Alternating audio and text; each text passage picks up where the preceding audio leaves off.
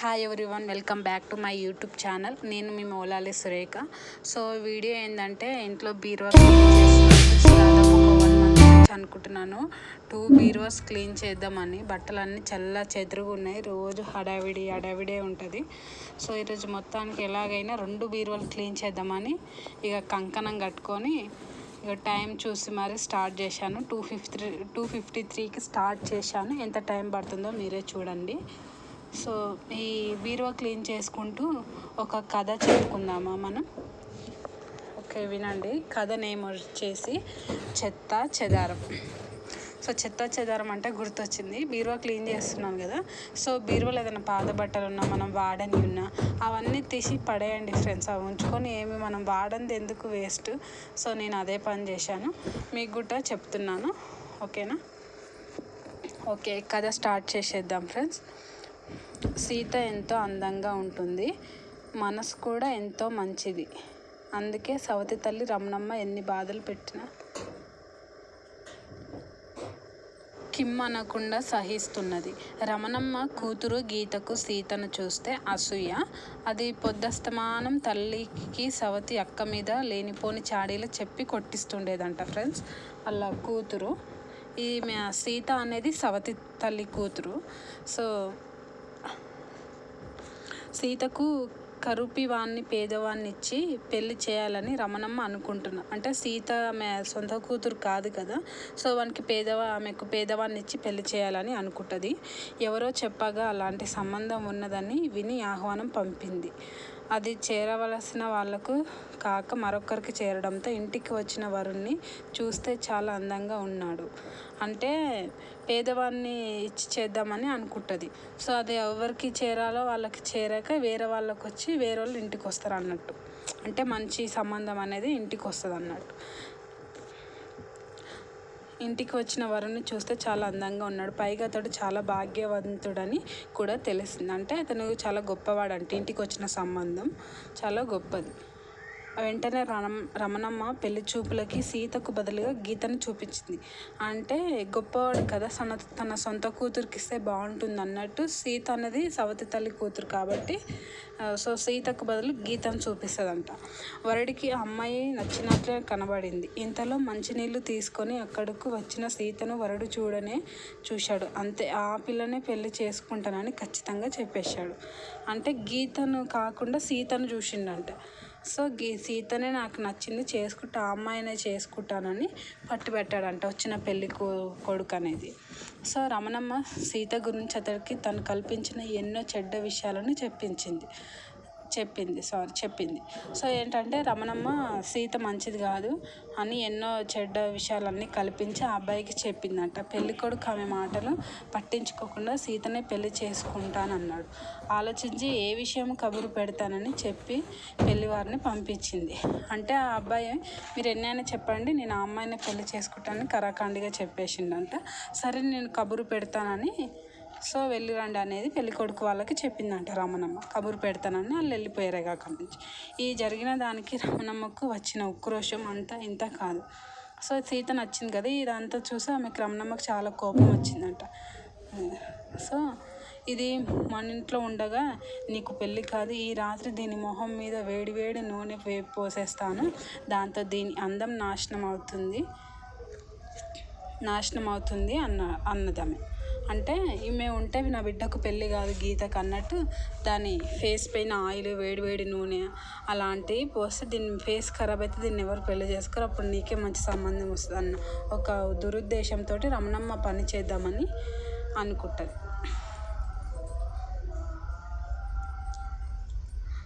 So అన్నది గీత ఈ మాటలకు భలే అలా చేస్తే అక్క కంటే నేనే అందగత్తెనవుతాను అంటూ సంతోషించింది. ఈ మాటలు సీత విన్నది. గుండె గుబ్బిలమనంగా రాత్రికి రాత్రి ఇల్లు విడిచిపెట్టి సమీపరాణ్యంలో ప్రవేశించి కొంత దూరం నడిచాక అలసట ఎక్కువ ఒక చెట్టు క్రింద ఒళ్ళు తెలియనంతగా నిద్రపోయింది. సో ఈ మాటలు సీత విన్నదంట.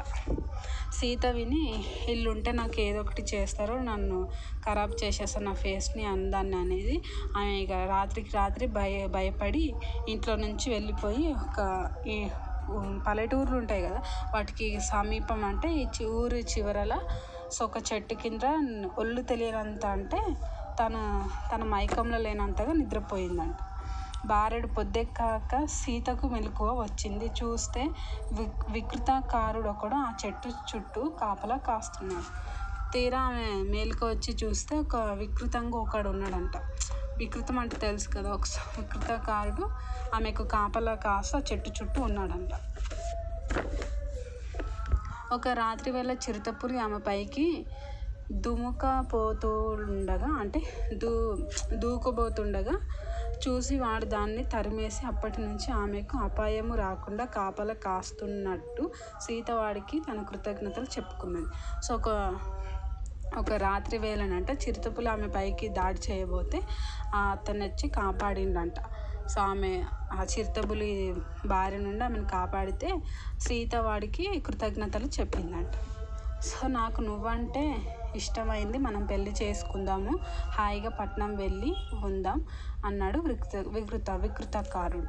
సీతకు అన్నాడంట, నువ్వంటే నాకు చాలా ఇష్టము, నిన్ను పెళ్ళి చేసుకుంటా, హ్యాపీగా పట్నం వెళ్ళి హ్యాపీగా ఉందాము అని అన్నాడంట. సీతకి వికృతకారుడు నచ్చలేదు. తనను రక్షించిన వాడు కాబట్టి ఏమీ అనలేక, నేను తప్పక నిన్ను పెళ్ళి చేసుకునేదాన్ని, కానీ నేను అరణ్యానికి వచ్చినదెందుకు అనుకున్నా, ఒక రాక్షసుని పెళ్ళి చేసుకుందామని అలా వచ్చాను. ఎందుకంటే నా జాతక చక్రం ప్రకారం నేను రాక్షసుని పెళ్ళి చేసుకోవాలని చెప్పింది వాడితో. ఇక మొత్తానికి ఏంటంటే సీతకు ఇష్టం లేదు. సో ఎలాగైనా వాడి నుంచి తప్పించుకోవాలన్నట్టు ఒక ఉద్దేశంతో అబద్ధం చెప్తుంది సీత, ఇట్లా రాక్షసుని పెళ్లి చేసుకోవాలి అన్నట్టు నా జాతక చక్రంలో ఉందని అట్లా అబద్ధం చెప్తుంది. వికృతకారుడికి అంటే ఇష్టం లేదు కదా సీతకు వాడిని చేసుకోవడం, వికృతంగా ఉన్నాడు కదా, నచ్చలేదంట సీతకి. సో అట్లా అబద్ధం చెప్పింది ఇక. సో ఆ రాక్షసుడు ఎవడో తక్షణం కంటబడితే బాగున్ను, ఒక కత్తివేటుతో వాడిని 4 ముక్కలుగా నరికి నిన్ను పెళ్లి చేసుకోగలను అన్నాడు వికృతకారుడు దర్పంగా. అంతే, ఆ మరుక్షణం ఇదే వచ్చే అంటూ ఒక రాక్షసుడు వాళ్ళ ముందు ప్రత్యక్షమయ్యాడు. వాడి కాళ్ళు చింత నిప్పుల్లా ఉన్నాయి. వాడు వికృతకారుడితో, నువ్వు కోరిన మరుక్షణం కంటబడ్డాను, నువ్వు నన్ను చంపి ఈ అమ్మాయిని పెళ్లి చేసుకో, లేదా నేనే నిన్ను చంపి ఈ పిల్లను పెళ్లి చేసుకుంటా అన్నాడు. అంటే ఇక వాళ్ళు అనుకుంటున్నారో ఏమో, ఆ క్షణంలో ఇక అక్కడికక్కడ ఒక రాక్షసుడు అనేది ప్రత్యక్షం అవుతాడు అన్నట్టు. సో రాక్షసుడు ప్రత్యక్షమయ్యి, నువ్వు నన్ను చంపుతా అన్నావు కదా, నన్ను చంపి వెంటనే ఈ పిల్లని పెళ్లి చేసుకో, లేదా నువ్వు నన్ను చంపలేవు అనుకో, నేనే ఈ పిల్లని పెళ్లి చేసుకుంటా, నీకు అవకాశం ఇస్తున్నా, నన్ను 4 ముక్కలుగా చేసి ఈ పిల్లని చేసుకో అన్నాడు ఆ రాక్షసుడు. సో అక్కడికక్కడనే నిజంగా రాక్షసుడు రావడంతో బెదిరిపోయిన సీత పెద్దగా కేక పెట్టి మూర్ఛపోయింది. అంటే సడన్గా రాక్షసుడు రావడంతో సీతకి భయపడి కేక పెట్టి అక్కడికక్కడనే పడిపోయింది అన్నట్టు. సో వికృతకారుడు రాక్షసుడిని నిలువెల్లా ఒక్కసారిగా పరీక్షగా చూసి, రాక్షసుడితో పోరాడడానికి నేనేమైనా పిరికి పారిపోతున్నా అంటూ అక్కడి నుంచి పారిపోయాడు. అంటే రాక్షసుని చూసి నేనేమైనా రాక్షసునితో పోరాడడానికి పిరికోన్నా అన్నట్టు అక్కడి నుంచి వికృతకారుడు పారిపోయాడు అన్నట్టు. అక్కడి నుంచి పారిపోయాడు రాక్షసుడు. ఆ వికృతకారుడు పారిపోయాడు. రాక్షసుడు శీతలోపచారాలు చేసి సీతకు స్పృహ తెప్పించి, నన్ను చూసి భయపడకు, నేను నిన్నేమి చేయను, నీ మాటలు విన్నాక నాకు నీ మీద ప్రేమ పుట్టింది, మనం పెళ్లి చేసుకుందాం అన్నాడు. అంటే ఇక రాక్షసుడు ఏదో ఒకటి, వాడికి విద్యలు వచ్చు కదా, విద్యలు చేసి సీతను అనేది స్పృహ లేపుతాడు అన్నట్టు. స్పృహ లేపి, నన్ను చూసి భయపడకు, నేను నీ మాటలు మెచ్చి నేను వచ్చాను, నిన్ను పెళ్లి చేసుకుంటాను, నన్ను చూసి భయపడకు, నీ మీద ప్రేమ పుట్టింది అని రాక్షసుడు సీతకు చెప్తాడన్నట్టు. కాస్త తేరుకోగానే సీత, నువ్వేమో పర్వతకారుడైన రాక్షసుడు, నేనేమో పిట్టను, మనకు పెళ్ళేలా వీలవుతుంది, నలుగురు మన జంటను చూసి నవ్వరా అన్నది.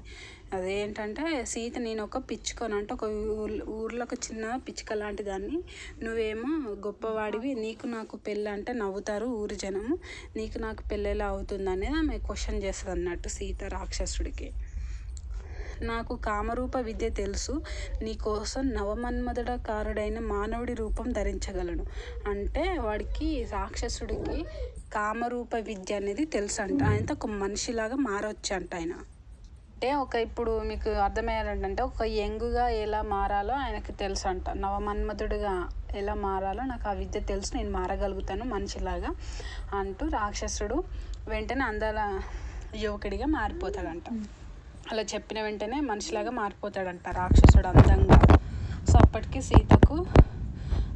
సీతకు వాడు రాక్షసుడు అన్న భయం మనసులోంచి పోలేదు. వాడిని ఎలా వదులుచుకోవాలో తెలియక, నేను తల్లి చాటు పిల్లను, నా పెళ్ళికి అమ్మను ఒప్పించు అన్నది. ఇక మొత్తానికి సీత ఏంటంటే ఎలాగైనా తప్పించుకోవాలి ఈ రాక్షసుడి బారి నుంచి అన్నట్టు వాళ్ళ అమ్మ మీద బొంకేస్తుంది. అలా సవతి తల్లి ఉంది కదా రమణమ్మ, వాళ్ళ అమ్మ మీద బొంకేస్తుంది. నేను మా అమ్మ ఒప్పుకుంటేనే నేను చేసుకుంటాను, నేను తల్లి చాటు కొంగు లాంటి దాన్ని అన్నట్టు ఆమె చెప్తుంది. సో వెంటనే పెళ్ళికి అమ్మను ఒప్పించు అన్నది. రాక్షసుడు సరేనని సీతను తీసుకొని ఆమె ఊరికి బయలుదేరాడు. సీత వేగంగా నడవలేకపోతున్నది. ఆమెను భుజాల మీద కూర్చోబెట్టుకొని సునాయాసంగా మోస్తూ ఒక్క పరుగున ఆమె ఇంటికి చేరాడు. ఇక ఏంటంటే సీత నడవలేకపోవడంతో రాక్షసుడు ఆయన భుజాల మీద ఎత్తుకొని మంచిగా ప్రేమగా తీసుకొని వెళ్ళిండంట. తొందరలో వాళ్ళ ఇంటికి చేరిండంట ఒక అడుగున.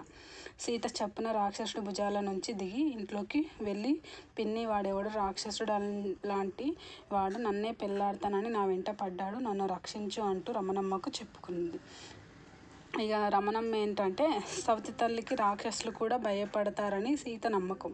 అంటే రమణమ్మకు రాక్షసుడు కూడా భయపడతాడని ఆమె నమ్మకం, సీత నమ్మకం. సో అమ్మకి పిన్నికి భయపడి వాడు వెళ్ళిపోతాడని సో ఆమె నమ్ముతుంది అన్నట్టు. రమణమ్మ ఆ మాటలు వినకుండా వెంటనే సీత జుట్టు పట్టుకొని రాత్రంతా చెప్పకుండా ఎక్కడికి పోయావే అంటూ గద్దరిచ్చింది. సో ఆ మాటలు ఏమీ పట్టించుకోకుండా రమణమ్మ సీత జుట్టు పట్టుకొని రాత్రంతా ఎక్కడికి వెళ్ళావని ఆమెను బెదిరిస్తూ జుట్టు పట్టుకొని అట్లా బెదిరిస్తుందంట. అంతలో రాక్షసుడు ఇంట్లోకి ప్రవేశించి అది చూసి, ఏ ముసలిదాన, సీతను విడిచిపెట్టు, ఆ పిల్ల ఒంటి మీద ఈగ వాలిన ఈగను నలిపినట్టు నలిపేస్తాను అన్నాడు. రమణమ్మ అడలిపోయి సీతను విడిచిపెట్టి రాక్షసుడు వంక చూసి, ఎవరు నువ్వు, నా ఇంట్లో అడుగుపెట్టి నన్నే బెదిరిస్తున్నావు అన్నది. సో రమణమ్మ అట్లా సీతను చేయడం అనేది రాక్షసుడికి నచ్చలేదు. మర్యాదగా బదులు ఈగను నలిపేసినట్టు నలిపేస్తానని ఆమెను బెదిరిస్తాడంట రమణమ్మ. సో ఆ భయంకి రమణమ్మ వదిలేస్తుంది. నేను నీ కూతురు సీతను ప్రేమించాను, మా పెళ్ళికి నీ అనుమతి కావాలి, అందుకే నువ్వేం చెబితే అది చేస్తాను అని అన్నాడు రాక్షసుడు. వాడు రాక్షసుడు అని తెలియకపోవడంతో రమణమ్మ ఆ యువకుడికి రూప సౌందర్యానికి ముగ్ధురాలై, నువ్వు నా కూతురు గీతను పెళ్లి చేసుకోరాదు, అప్పుడు నేనే నువ్వు చెప్పే మాటలు వింటాను అన్నది. సో రమణమ్మ స్వార్థపరురాలు కదా. సో రాక్షసుడు అందంగా ఉండడంతో సీతను కాదు, నా కూతురు గీతను పెళ్లి చేసుకో, అప్పుడు నేనే నువ్వు చెప్పిన మాటలు వింటానని ఆమె స్వార్థంతో అంటదంట. రాక్షసుడు తల అడ్డంగా ఊపి, పూర్వజన్మలో రామబాణానికి చచ్చిన రాక్షసుని నాది ఒకే మాట, నాకు ఒకే భార్య అంటే వాడు ఒకే మాట మీద ఉంటాడంట. పూర్వజన్మలో రామ బాణానికి చచ్చిన రాక్షసుడు అంటే రాముని బాణానికి చచ్చిన రాక్షసుడు అంట, వాడు ఒకే మాట మీద ఉంటాడంట. నేను సీతనే పెళ్లి చేసుకుంటాను అన్నాడు. అన్నింటికి నీ ఇష్టం కుదరదు, నేను 3 పనులు చెబుతాను, అవి చేయగలిగితే నీ పెళ్ళి నీ ఇష్ట ప్రకారం జరుగుతుంది, లేకుంటే నా ఇష్ట ప్రకారం సరేనా అని అన్నదంట రమణమ్మ. సో దానికి రాక్షసుడు ఏంటంటే సరే అన్నాడంట. అయితే ఒక విషయం గుర్తుంచుకో, ఇంట్లో చెత్త చెదారం గురించి మాత్రం నాకే పని చెప్పకూడదు, అందువల్ల నీకే ప్రమాదం అన్నాడు రాక్షసుడు. అంటే ఇంట్లో ఏదన్నా చెత్త చెదారం గురించి నాకైతే పని చెప్పకు, అది చెప్తే నీకే ప్రమాదం అని అన్నాడంట రాక్షసుడు.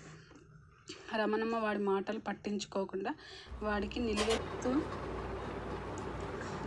గుండిగను చూపించి గంటలో దాని నిండా నీళ్లు నింపాలని చెప్పింది. సో ఇది ఫ్రెండ్స్, మీకు ఫుల్గా ఇంకా కావాలి కథ మొత్తం అంటే నాకు కామెంట్ చేయండి, ఓకేనా. సో మిగతా సెకండ్ పార్ట్ అనేది నేను మళ్ళీ నెక్స్ట్ వీడియోలో మీకు చెప్తాను. వీడియో నచ్చినట్లయితే ప్లీజ్ లైక్, షేర్, సబ్స్క్రైబ్ చేసుకోండి ఫ్రెండ్స్. ఎండ్ వరకు చూడండి, నాకు చాలా సపోర్ట్ చేసిన వాళ్ళు అవుతారు. సో నాకు దాదాపు ఎంత టైం పట్టిందంటే, సో నాకు 2 బీరువాలు క్లీన్ చేయడానికి బట్టలు సదరడానికి నాకు 1.5 hour పట్టింది ఫ్రెండ్స్. మీకు ఎంత పడుతుందో కామెంట్ చేయండి.